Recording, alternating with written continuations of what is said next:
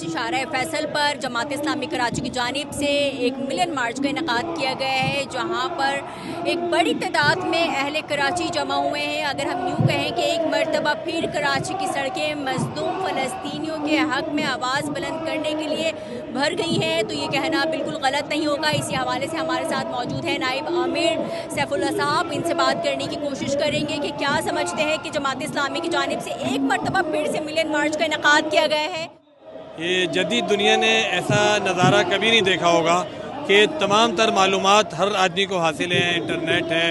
Videos पूरी दुनिया में नशर हो रही हैं, लेकिन इतना सफ़ाकाना कत्लेआम, बच्चों का, बूढ़ों का, औरतों का,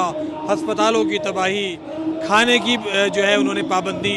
हर चीज़ जिस तरीके से की जा रही है,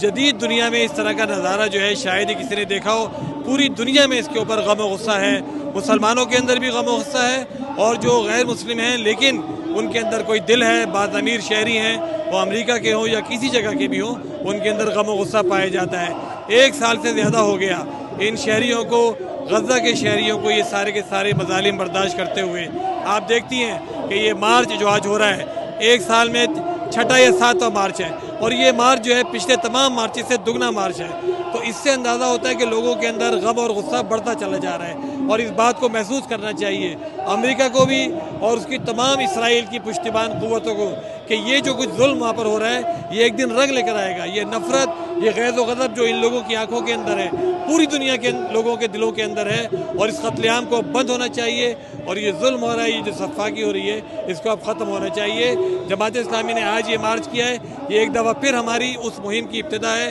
जो हम अपने गज़ा के मज़लूम भाइयों की हिमायत के लिए, यकजहती के लिए कर रहे हैं, और इंशाअल्लाह ताला ये मुहिम अब हमारी मुस्तकिल जारी रहेगी जब तक ये जंग नहीं रुक जाती।